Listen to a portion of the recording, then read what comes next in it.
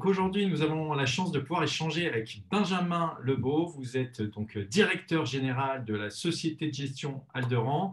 On est ravis, Benjamin, de pouvoir échanger avec vous suite à, voilà, à cette première année de la SCPI Activimo, déjà une année. Qu'est-ce que vous pouvez nous dire sur votre fonds grand public Activimo, Benjamin? Alors, bonjour Jonathan. Alors oui, un an déjà.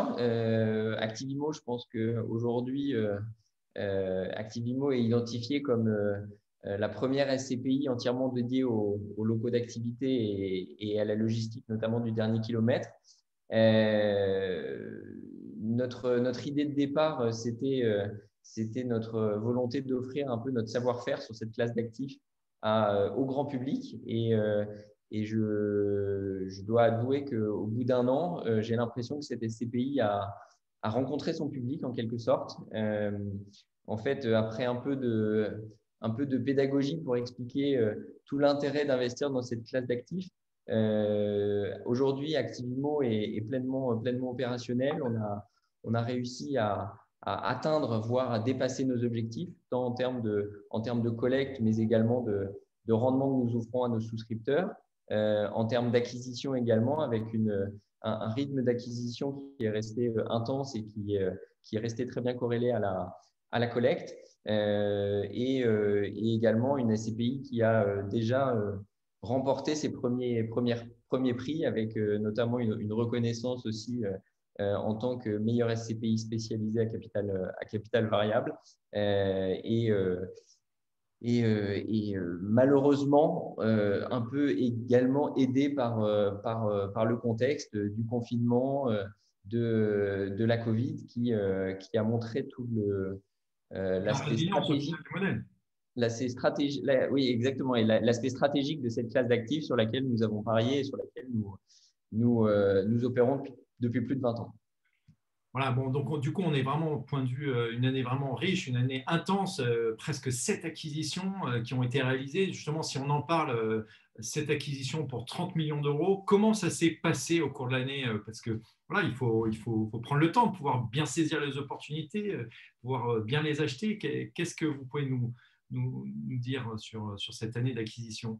Alors, c'est là-dessus qu'on a été clairement aidé par notre savoir-faire historique et surtout notre réseau d'apporteurs diversifiés et historiques sur cette classe d'actifs que sont les locaux d'activité et la logistique. Les acquisitions ont forcément été quand même un petit peu bouleversées par le contexte avec euh, l'obligation de procéder à nos due diligence habituelles, techniques, juridiques, environnementales, avec les restrictions qui sont imposées à nous tous. Mais je dirais on a su démontrer notre capacité à acheter, à bien acheter et malgré le contexte un peu compliqué, à maintenir toujours notre niveau d'exigence, notre niveau de L'activité, quelque part, parce que vous recevez beaucoup de dossiers et vous en saisissez peu, au final, vous en achetez peu. on reste effectivement extrêmement sélectif sur des dossiers qui offrent des beaux rendements ou des belles perspectives d'évolution de valeur. On essaye toujours de sélectionner des actifs qui offrent ce petit plus qui peut être intéressant, par exemple des sites avec des perspectives de développement complémentaire et d'extension, par exemple. Et je suis aussi particulièrement fier de nos 2 dernières opérations qu'on a réalisées donc là en septembre et qui étaient 2 opérations entièrement off-market. Là aussi, qui reflète bien notre capacité à aller sourcer des très belles opérations pour nos porteurs de parts dans un environnement de marché qui est de plus en plus concurrentiel sur cette classe d'actifs. C'est un vrai savoir-faire qu'on met au bénéfice de nos porteurs de parts. On le rappelle, pour les téléspectateurs qui nous regardent, le off-market, c'est le fait de pouvoir saisir une opportunité entre un vendeur et un acheteur directement, voilà, de faire en sorte de pouvoir acheter sans passer par un appel d'offres qui est tout de suite un peu plus contraignant et compétitif. Donc voilà, bravo en tout cas pour cela, Benjamin. Des perspectives pour la fin d'année, un peu pour votre SCPI Activimo? Alors oui, on va poursuivre ce rythme assez dense d'acquisition avec des opérations, puisque ce rythme d'acquisition, il se prépare bien en amont. Les délais d'acquisition ont pu être un petit peu plus longs que ce qu'on avait l'habitude d'observer du fait de cet environnement particulier. Donc, cet accès au pipeline et ces acquisitions sont des sujets qui s'anticipent. Mais donc, on a de la visibilité déjà sur nos prochaines acquisitions, notamment 2 opérations qui devraient intervenir d'ici la fin de l'année pour venir compléter le patrimoine de la SCPI. Et d'ici la fin de l'année également, probablement la mise en place d'une ligne de crédit corporate, donc au niveau de la SCPI, ce qui nous permettra justement non pas d'améliorer je dirais un peu artificiellement le rendement de notre SCPI. L'idée était de montrer que même sans effet de levier, on arrivait à tenir notre objectif de rendement, mais en revanche, de mieux nous permettre justement cette adéquation entre la collecte et les acquisitions, et également d'aller chercher, puisqu'on a une collecte qui est abondante, des opérations probablement un peu plus grandes et d'aller capter encore plus d'opportunités dans le contexte de marché que nous connaissons.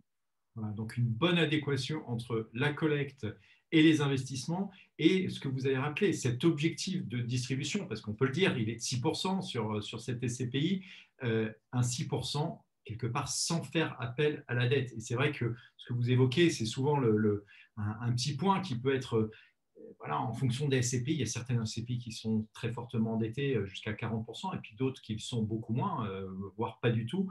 Et c'est vrai que quand on investit, et quand on a un épargnant, qu'on investit dans une SCPI qui n'a pas de dette, bah, ce n'est pas la même chose qu'une SCPI qui a de la dette. Voilà. D'un point de vue risque, il y a peut-être un peu moins de risque, mais c'est même certain, sur une SCPI sans dette.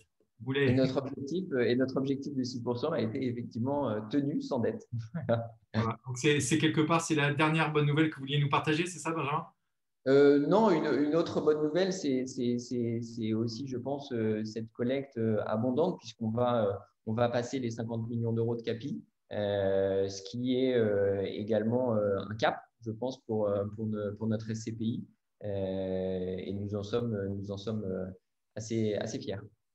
Bon, voilà, en tout cas, c'est ça. C'est vraiment, voilà, en tout cas, une SCPI qui a été lancée en une année, qui va atteindre une très belle capitalisation pour une belle mutualisation. Des preuves sur voilà, les 7 premières acquisitions où on voit que voilà, il y a des acquisitions régulières. L'argent ne dort pas sur le compte, mais au contraire est investi dans des bonnes conditions.